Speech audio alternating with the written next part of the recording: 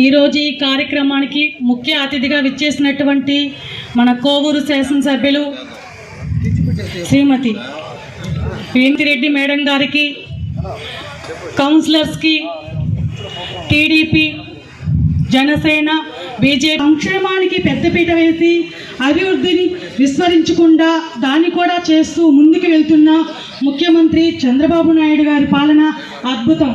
చంద్రబాబు నాయుడు గారు ఒక విజన్ కలిగినటువంటి నాయకుడు. అందుకు నిర్వచనం ఇటీవల విజయవాడలో వరదల బాధితులను ఆదుకున్న తీరు ప్రశంసనీయం. వరదల సమయంలో రాష్ట్ర వ్యాప్తంగా ఫైర్ ఇంజిన్లు తీసుకొని వచ్చి బాధితులు ఇల్లు కడిగించి వారిని అన్ని విధాలా ఆదుకున్న చంద్రబాబు నాయుడు గారు పనితీరు ప్రతి ఒక్కరూ అభినందించాల్సింది. 100 రోజుల కూటమి పాలనలో మెగా డిఎస్సి, అన్నా క్యాంటీన్ ఏర్పాటు, ల్యాండ్ టైటిలింగ్ రద్దు, పంచాయతీలకు ఇవ్వాల్సిన నిధులు వెంటనే విడుదల చేయడం, ఇవన్నీ ఒక అద్భుతం.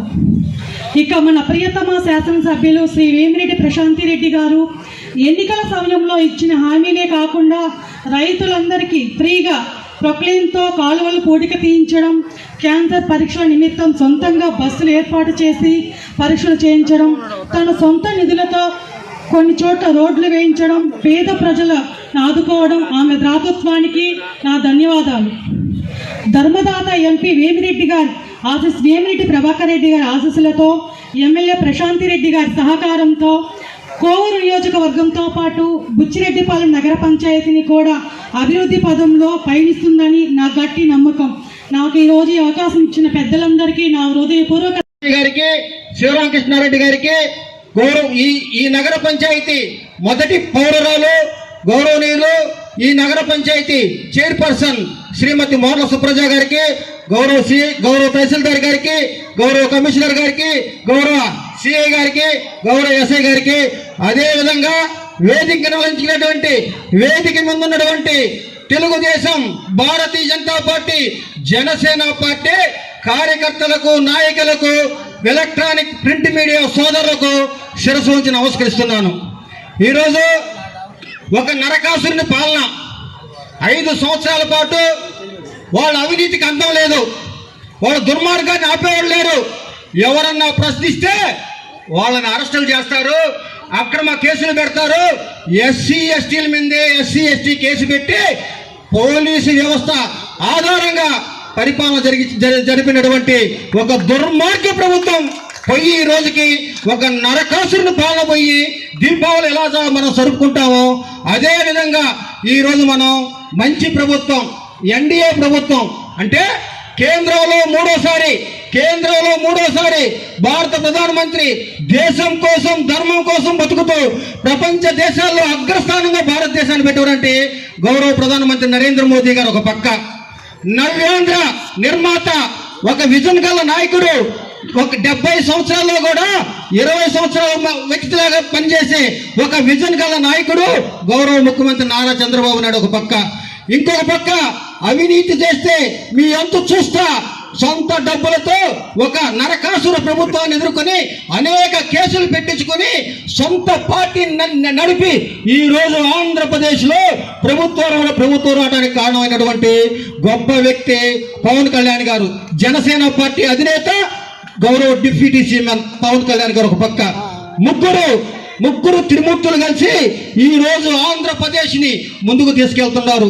జరిగిన ప్రభుత్వంలో దేవస్థాన స్థలాలు ఆక్రమించారు, జాగా ఉంటే పాగావే అని చెప్పి అధికార పార్టీ అధికారుల అండతో పెత్తనం చెలాయించి బుచ్చిరెడ్డిపాలెంని కబ్జా చేసిన ప్రభుత్వం నడిస్తే ఈ రోజు మా ఎమ్మెల్యే గారు ప్రశాంత్ రెడ్డి గారు అవినీతి చేస్తే మీ అంతు చూస్తా, సొంత పార్టీ అయినా సరే, మిత్రపక్షం అయినా సరే, అధికారులైనా సరే అవినీతి చేస్తే మీ అంతు చూస్తా అని చెప్పి ఒక స్వచ్ఛ కోవూరిని నిర్మిస్తున్నటువంటి మా ఎమ్మెల్యే గారు, మా అక్క ప్రశాంత్ రెడ్డి గారు ఒక పక్క. 100 రోజులలో ఇచ్చిన ప్రతి హామీని నిలబెట్టినటువంటి ఆంధ్రప్రదేశ్ ముఖ్యమంత్రి, ఎన్డీఏ ప్రభుత్వం పెన్షన్ ఇచ్చింది, అదేవిధంగా మెగా డిఎస్ ఇచ్చింది, రేపే పాపం 3 సిలిండర్ ఇస్తున్నారు. ఆ రోజు ఆయన చెప్పాడు ముఖ్యమంత్రి, నేను ముప్పనని అందరూ మెడకాయలు కోసేశాడు. మాటలు చేతలతో చూపిస్తానని చెప్పి మన నారా చంద్రబాబు నాయుడు గారు ఒక పక్క ముందుకు పోతుంటే మాత్రం ఇసుక జోలిపోతే ఒళ్ళు పగల కొడతా, ఏవైనా అక్రమ సంపాదనకు ముందుకు వస్తే మంచి ప్రభుత్వం నడిచింది. మంచి ప్రభుత్వం నడిచింది కాబట్టి మనకు మంచి రోజులు వచ్చాయి. కాబట్టి ఈ రోజు మన ఇక్కడ సాధిందా లేదా అనే దానికి మన ఎమ్మెల్యే గారు వచ్చారు. ఎమ్మెల్యే గారు వచ్చినా ఎమ్మెల్యే గారికి చెప్తున్నారు అందరూ, మంచి చేసింది మాకు ఈ ప్రభుత్వంలో మంచి జరుగుతుంది అని చెప్పి ఎమ్మెల్యే గారికి అందరూ చెప్తున్నారు. ఈ నియోజకవర్గంలో ఎటువంటి అవినీతి లేకుండా అవినీతి రహిత నియోజకవర్గం, వివాద రహిత నియోజకవర్గం ఏర్పాటు చేస్తానని చెప్పి ఎలక్షన్కు ముందు మా ఎమ్మెల్యే గారిది. ఆ రోజు కక్షలు కార్పుణ్యాలు ఎవరైతే వాళ్ళ పార్టీ వాళ్ళు అవినీతి చేస్తే వాళ్ళకే అండబలికిన రోజులు ఒక పక్క అయితే, సొంత పార్టీ అయినా సరే అవినీతి చేస్తే మిమ్మల్ని వదిలిపెట్టని చెప్తున్నటువంటి మా అక్క ఎమ్మెల్యే ప్రశాంత్ రెడ్డి గారు ఒక పక్క. ఈ విధంగా 100 రోజులు నడిపిన ప్రభుత్వాన్ని మీ ముందుకు తీసుకొచ్చి పెట్టారు. మీ ముందుకు తీసుకొచ్చి పెట్టి ఇంకా మీకు అనేక సంక్షేమ కార్యక్రమాలు ఇస్తారు. తేదీ నుంచి 2వ తేదీని గాంధీ జయంతి నుంచి కొత్త పెన్షన్లు ఇస్తున్నారు. తర్వాత హెలికాప్టర్లు తిరిగేది. మొన్న వరదలు వస్తే 75 సంవత్సరాల వయసున్న సీఎం చంద్రబాబు నాయుడు ఆహర్నిశలు రాత్రి మూడు ప్రజల మధ్య తిరిగి ప్రజల అదే విధంగా మన కోవూరు నుంచి పోయి ఒక గుంటూరులో వరద ప్రాంతాల్లో తిరిగి వాళ్ళకు కావాల్సిన సరుకులు సామగ్రి అందించిన ఘనత మా ఎమ్మెల్యే ప్రశాంత్ రెడ్డి అక్కతి. ఈ విధంగా ముందుకు పోతున్న ఈ ప్రభుత్వాన్ని రాబోయే రోజుల్లో మీరందరూ ఆశీర్వదించాలని, ఆ ప్రశాంత్ రెడ్డి అక్కకి మీరందరూ అండదండగా ఉండాలని, ఈ ఎన్డీఏ కూటమిని బలపరచాలని ఒక్కసారి కోరుతూ అక్కకు ఒక చిన్న విన్నపం. అక్క 1991లో మాకు రిజిస్టర్ ఆఫీస్ పోయింది. రిజిస్టర్ ఆఫీస్ మాకు రిజిస్టర్ ఆఫీసులో ఉండింది. సొంత కార్యాలయం ఉండింది మాకు. ఆ కార్యాలయాన్ని పడిపోతుందని అనివార్య కార్యాలయం వల్ల 1991లో బాడుగింట్లోకి వచ్చారు. సుమారు 39 సంవత్సరాల నుంచి బాడుగింట్లోనే మాకు రిజిస్టర్ ఆఫీస్ జరుగుతుంది. ఆ రిజిస్టర్ ఆఫీస్ని కూడా నిర్మించాలని చెప్పి గ్రామ ప్రజల తరఫున కోరుతూ, అదేవిధంగా మాకు ఒక ఫైర్ ఆఫీస్ వచ్చింది గతంలో, అదేమైందో తెలియదు. ఆ ఫైర్ ఆఫీసును కూడా చుట్టుపక్కల గ్రామాలకి పనికొచ్చేటట్టు చేయాలని మిమ్మల్ని కోరుతూ, మా నియోజకవర్గంలో మా ఎదురుకున్న బీసీ బిల్డింగ్ అనేక అవాంఛ సంఘటనలు జరుగుతుంటాయి, అసాంఘిక కార్యకలాపాలు జరుగుతుంటాయి.